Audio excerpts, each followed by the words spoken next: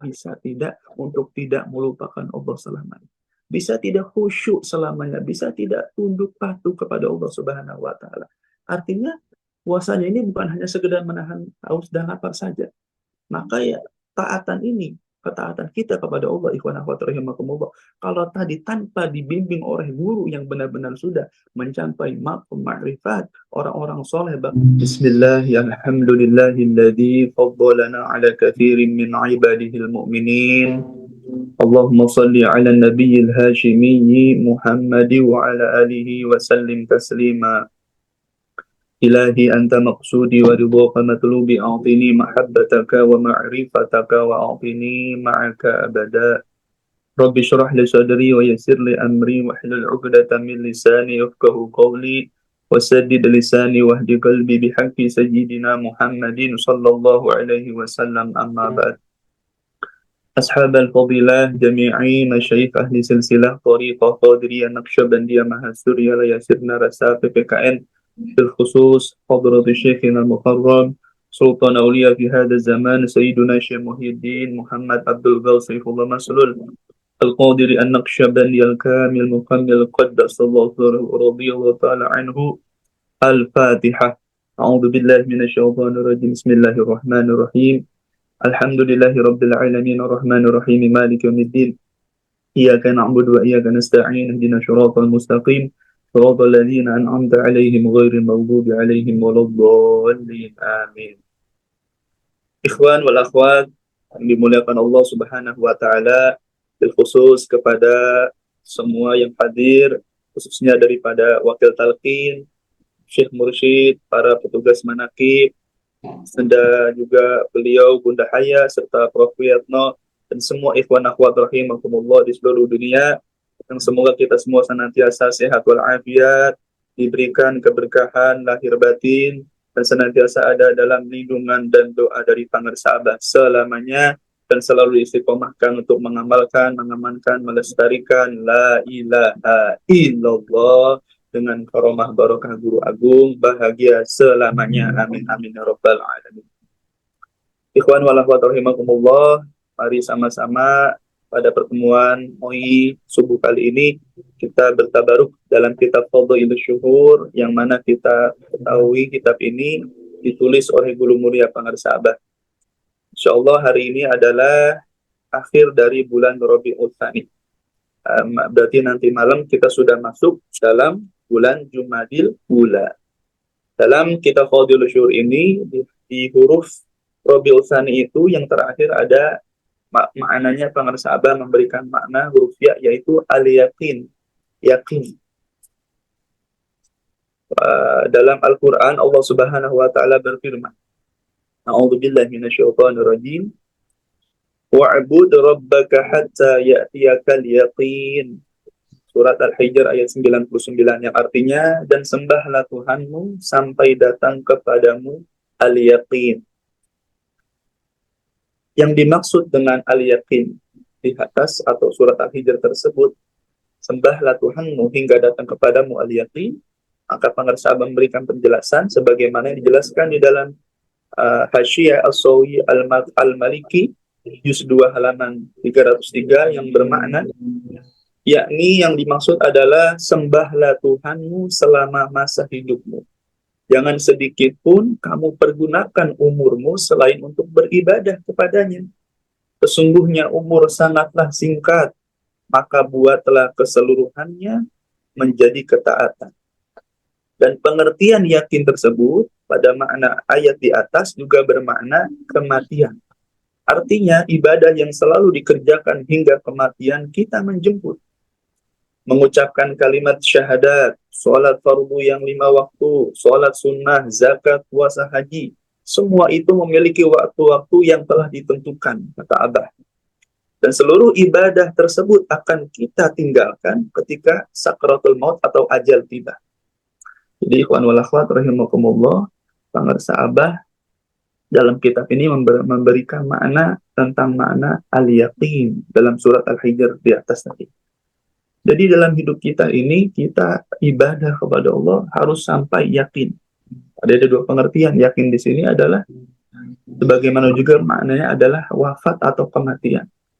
Kalau saya teringat disampaikan bahwasanya salah satu ucapan Abu Yassoleh Hujjatul Arifin bahwasanya beliau pernah memberikan makna intinya bahwasanya ibadah zahir itu seperti dunia. Ibadah zahir itu seperti dunia.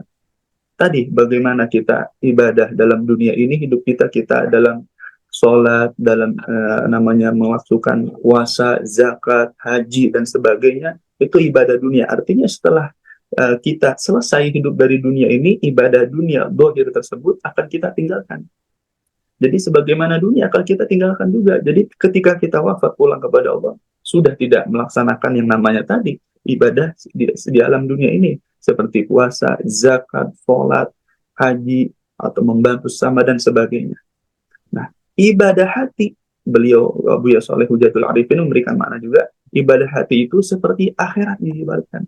Artinya lebih utama daripada ibadah jasad zahir kita. Maka pentingnya kita mengenal zikir, istiqomah zikir, khususnya zikir khauf yang dikenalkan oleh Syekh Mursyid yang ditanamkan ke hati kita semua, itu adalah ibadah kekal kita. Untuk pulang ibadah di dunia dan sampai pulang kepada Allah Subhanahu wa Ta'ala. Artinya ibadah kekal abadi tidak lekang oleh waktu dan tempat, yaitu zikir khauf. Maka kita sungguh bersyukur kepada Allah. Kita telah ditemukan oleh guru mengajarkan keyakinan kita kepada Allah Subhanahu wa Ta'ala di dalam hidup ini dan bisa memakmurkan hidup kita, diri kita untuk beribadah kepada Allah Subhanahu wa Ta'ala dalam setiap keadaan. Dan ketika hidup kita ini sudah dipenuhi dengan kebaikan yang menurunkan keberkahan dari Allah, yakni di hidup kita selalu berusaha semaksimal mungkin memperbaiki hidup kita selalu berbuat ketaatan kepada Allah Subhanahu wa Ta'ala dengan zikir yang ditanamkan, yang diajarkan oleh Syekh Mursyid, maka selama hidup kita penuh dengan kebahagiaan, penuh dengan keberkahan, penuh dengan ketaatan di sisi Allah Subhanahu wa Ta'ala.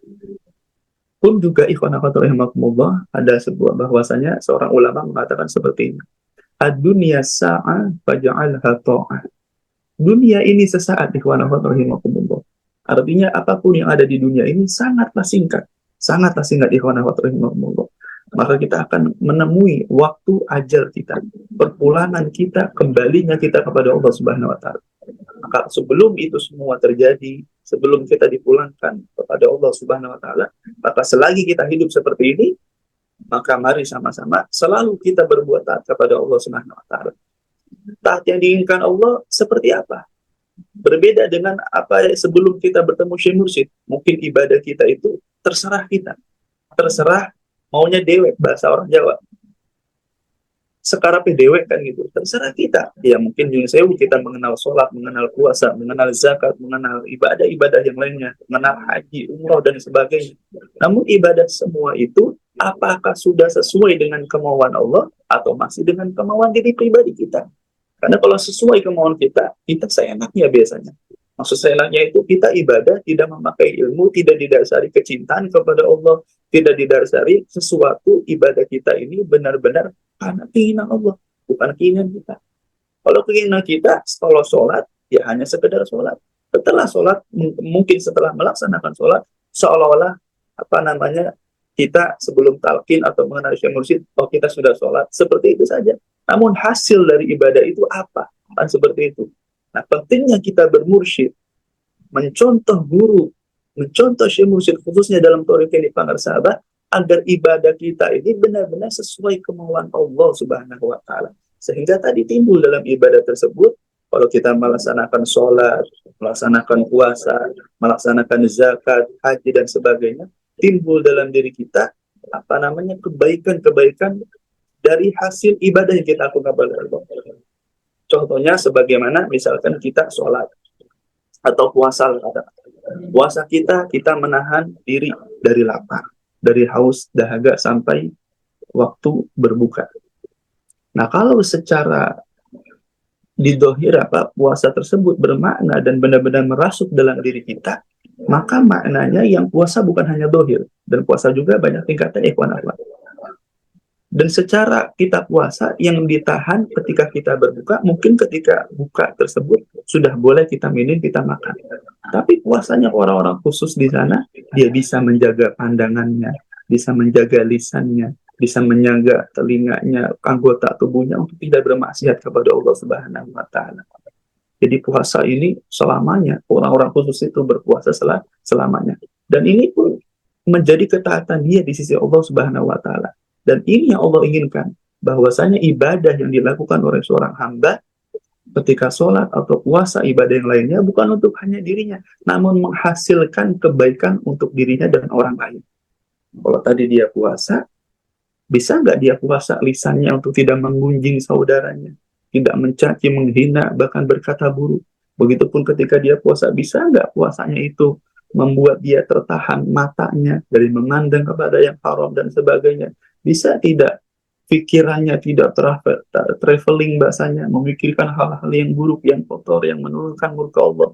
Pun yang paling penting, bisa tidak hatinya ketika berpuasa tersebut, hatinya puasa yang benar-benar sudah masuk dalam diri orang-orang khusus ini, puasanya hatinya ini bisa tidak untuk tidak melupakan Allah selamanya, bisa tidak khusyuk selamanya, bisa tidak tunduk patuh kepada Allah Subhanahu wa taala. Artinya puasanya ini bukan hanya sekedar menahan haus dan lapar saja. Maka ya taatan ini, ketaatan kita kepada Allah, ikhwan akhwat rahimakumullah, kalau tadi tanpa dibimbing oleh guru yang benar-benar sudah mencapai maqam ma'rifat, orang-orang soleh, bahkan wali min auliyaillah, bahkan kita yakini seorang pimpinan wali di zamannya para sahabat ini, guru agung para sahabat, maka ibadah kita selamanya mungkin tidak bernilai di sisi Allah Subhanahu wa taala, karena sesuai kemauan diri sendiri. Kalau kita tidak mau masuk thariqah atau belajar talqin dzikir dan bermusyid kepada ahlinya, kepada syekh musik. Maka untuk merapikan ibadah kita ini, ya bermusyid kepada ahlinya. Maka kita bersyukur kepada Allah Subhanahu wa taala dengan kebaikan yang Allah berikan kepada kita semua, ikhwan akhwat, kita sudah diberi guru ahlinya, guru agung pangan sahabat. Dan istiqomah, kita lihat beliau dalam ibadahnya seperti apa. Masya Allah. Inilah yang harus kita tiru. Karena kita hidup di dunia ini, kita butuh seorang guru pembimbing. Guru yang bisa memberikan kita langsung contoh bagaimana ibadah Nabi Muhammad SAW, bagaimana akhlak Nabi Muhammad SAW, bagaimana ibadahnya para kekasih Allah Subhanahu wa taala, sehingga pelan-pelan kita meniru itu semua, sehingga tadi ketika kita menyembah Tuhan kita, menyembah Allah Subhanahu wa taala, timbullah rasa yakin dalam diri kita. Dan ketika kita menyembah Allah, kita bisa menyembah sebaik-baiknya, semaksimal mungkin, sampai tadi ajal kita tiba, sampai kita pulang kepada Allah Subhanahu wa taala, membawa kebaikan, membawa pahala yang besar di sisi Allah Subhanahu wa taala. Amin amin ya rabbal alamin. Karena juga pengarsa Abah memberikan penjelasan bahwasanya di sini Abah memberikan ada ayat Al-Qur'an juga, ikhwan rahimakumullah.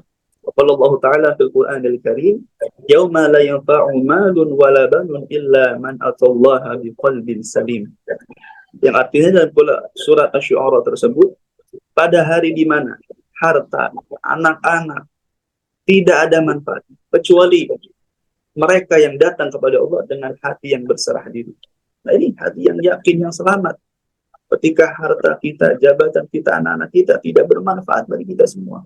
Ketika hari itu yang bisa memberikan manfaat tadi adalah hati yang berserah diri kepada Allah Subhanahu wa taala. Qalbun salim, hati yang selamat berserah diri kepada Allah.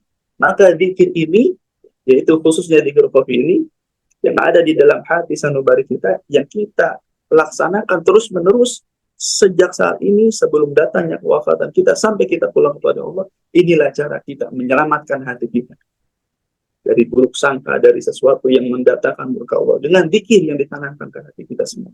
Dan amaliyah kesucian jiwa ini adalah kasih sayang Allah bagi hamba pilihannya, khususnya bagi umat Kanjeng Nabi Muhammad SAW, bagaimana dirinya, hidupnya, keluarganya, anak-anaknya diselamatkan oleh Allah Subhanahu wa taala dengan mengikuti panutannya, sosok guru terbaik di zaman ini yang kita yakini adalah guru agung pengarsa Abah Ustaz Rasulullah. Maka kalau tanpa bimbingan seorang guru yang ahli yakin, ya ahli ibadah, ahli istiqomah, yaitu pengarsa Abah, maka sulit ikhwan akhwat, kita sulit beribadah yang Allah inginkan sebagaimana ibadahnya yang Allah inginkan, bukan diinginkan oleh diri pribadi kita. Itulah, mudah-mudahan sedikit ini manfaat untuk saya dan kita semua. Intinya mudah-mudahan dalam thariqah ini, mari sama-sama kita terus belajar memperbaiki diri kita, khususnya dalam ibadah kepada Allah Subhanahu wa taala, sehingga sebelum ajal itu tiba kita sudah benar-benar merasakan ma'rifat, lezatnya kenal kepada Allah, lezatnya zikir kepada Allah, lezatnya ibadah kepada Allah dalam bimbingan guru Mahasuci Syekh Muhammad Abdul Ghausifullah Maslul Qaddasallahu sirrahu. Sehingga ketika kita sudah merasakan hal tersebut, kita nanti pulang kepada Allah sudah tidak ada rasa takut lagi, sudah tidak rasa kecewa atau bahasanya rasa kita gundah gulana, galau dan sebagainya. Namun ketika kita pulang kepada Allah, hati kita sudah bersih, sudah selamat, dan kita semakin bahagia menghadap kepada Allah Subhanahu wa taala. Amin amin ya rabbal alamin. Semoga Allah berkahi semuanya, segalanya selamanya, dan sisa hidup kita selalu khidmah dengan Guru Agung Pangarsaaba dengan karomah beliau. Amin ya rabbal alamin. Terima kasih, mohon maaf. Wal afu minkum, wallahumma wafiq ila aqwamit thoriq. Assalamualaikum warahmatullahi wabarakatuh.